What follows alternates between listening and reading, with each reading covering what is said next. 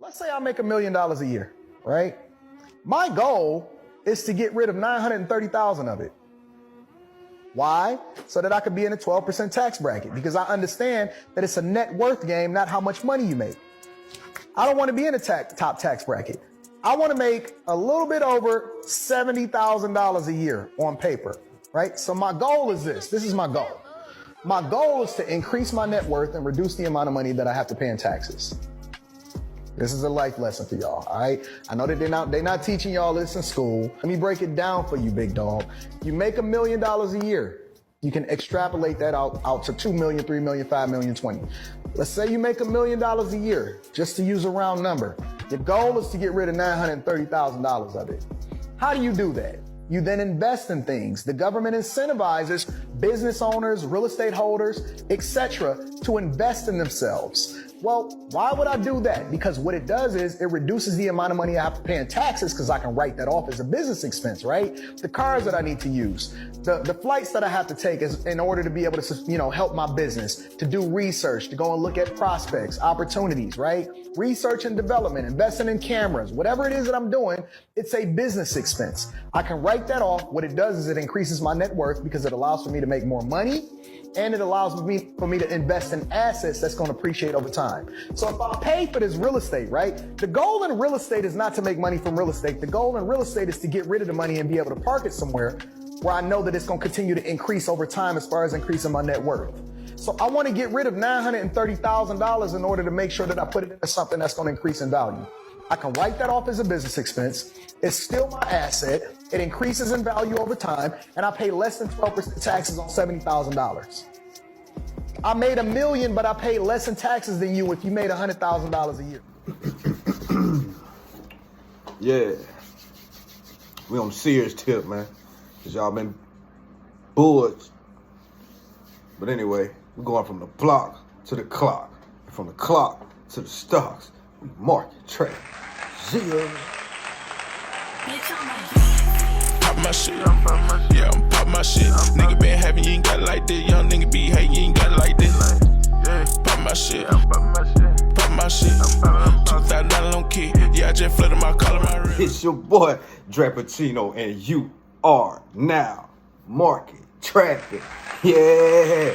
Make sure y'all hit that like, share, subscribe, notification, bell. Do that for me, man. Y'all know we trying to get back in that algorithm. And you know we smoke fat doobies and smack fat boobies. We ain't gonna even trip, man. First two, do you, 2-minute warm up. Y'all already know. Let's get into it, man. Oh yeah, your boy B-Day just passed. I ain't gonna say the age, cause that don't matter. 2-minute warm up. Let's get it. Wow. It's only right I wear this shirt with the 2-minute warm up. It feel like What it feel like? I'm back again Yeah. for the first time. Yeah.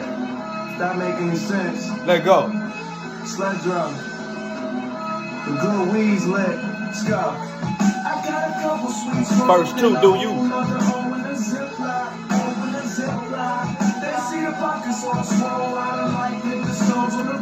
200 to the 10K challenge.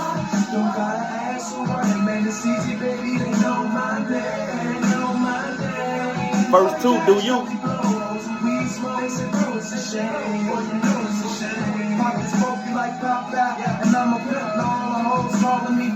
Yeah.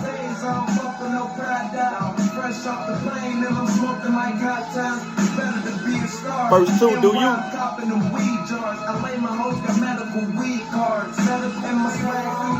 Do you? First two.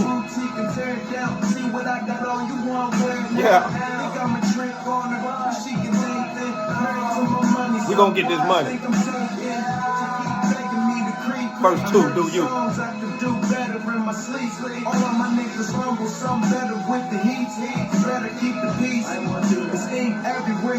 Yeah.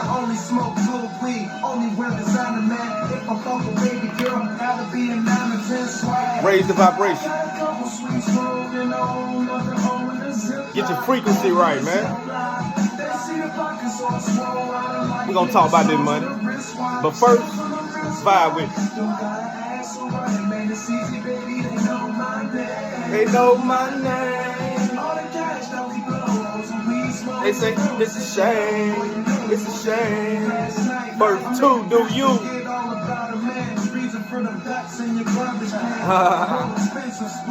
And she fucking me for free, but to you she one expensive bitch. Yeah. Going on my sidekick, no I'm at the studio. Another couple thousand every time I do a market show. traffic. I mean I'm really eating. And every day of my life is like the weekend.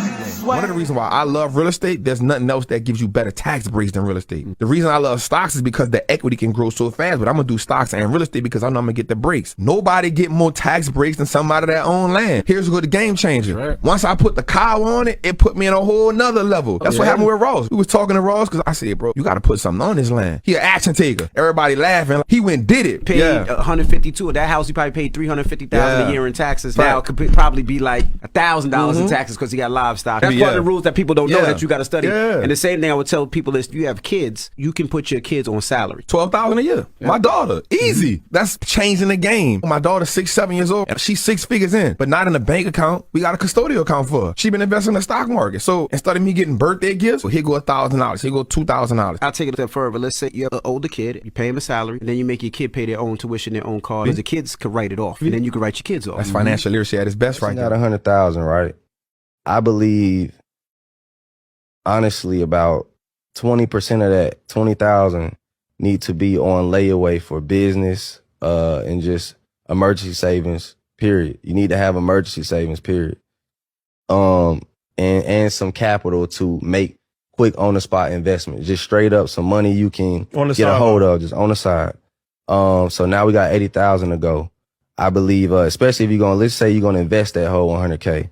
I believe another 60. Honestly, I believe only 20,000 that need to go into options at a time. Like 20% of your portfolio.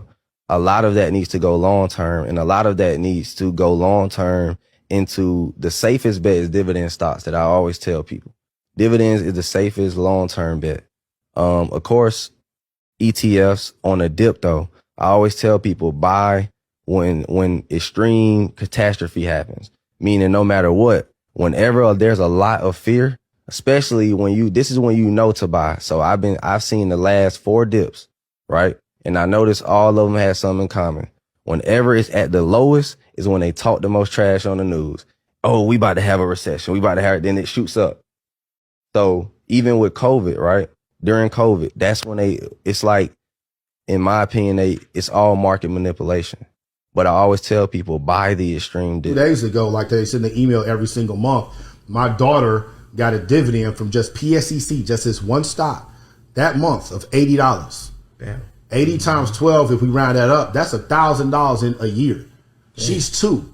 When she's 18, that's going to be $16,000 with no compound interest, with no inflation, with no nothing.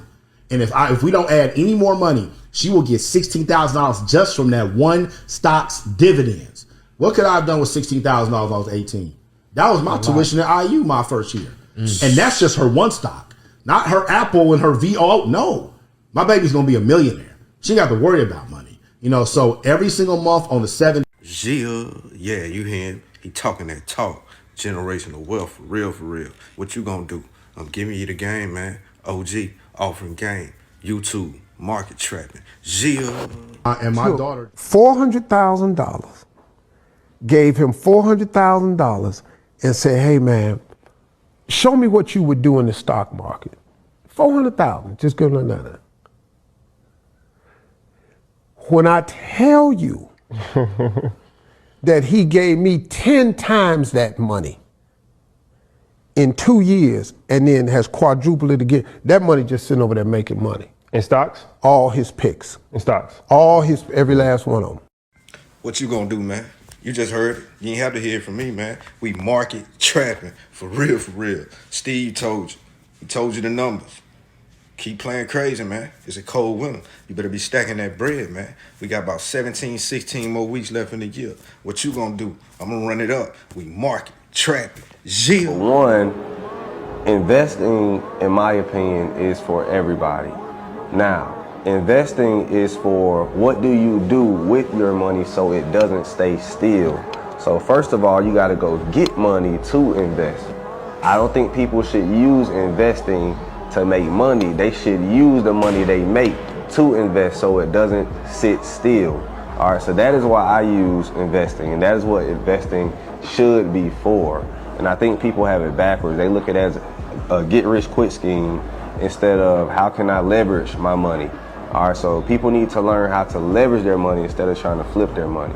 But as far as kids getting the proper education and how to get started, it's pretty much simple. You need to learn fundamental analysis, which is the study of the balance sheets, the company's profitability, all of that. And if you want to be a day trader, you need to learn technical analysis, and that is the study of price charts, the graphs, and all of those things that people see, the candlesticks. All right, so people need to learn exactly the terminology first. So learn the terminology, then learn how to actually buy shares. Then that will teach you patience and all of that, and then you can step into trading. You get what I'm saying? So some people step into trading first, and you can see success with stepping into trading first. But me personally, I went to long-term investing first.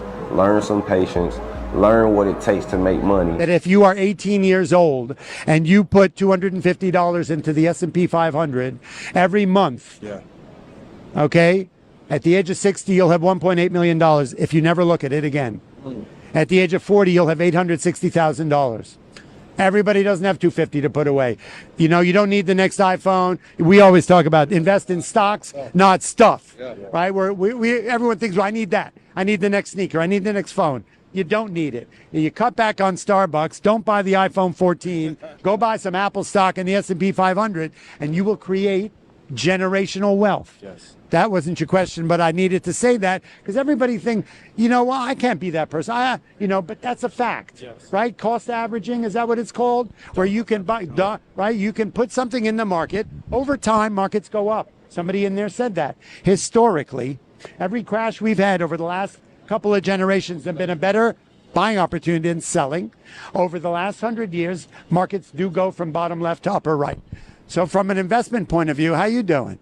From an investment point of view, it's important to invest in yourself and buy stocks, not stuff. If you want your kids to be filthy rich, it's surprisingly simple and tax-free. Hey, could I invest $6,000 for my son? Yes, I would love to take your money. Let's invest some in some safe mutual funds. Well, mutual funds have high fees. I want to make him rich, not you. Darn, then I guess you want to buy index funds? Correct, and I want to buy these in a custodial Roth IRA account for him. Wow, your son is going to profit tax-free because of that. Yeah, if I keep doing this, he'll have over $10 million in his retirement account.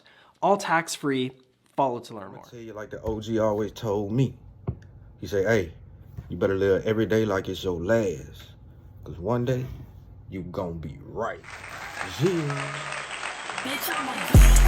Pop my shit. Yeah, I'm pop my shit. Nigga been having, you ain't got it like this. Young nigga be hating, you ain't got it like this.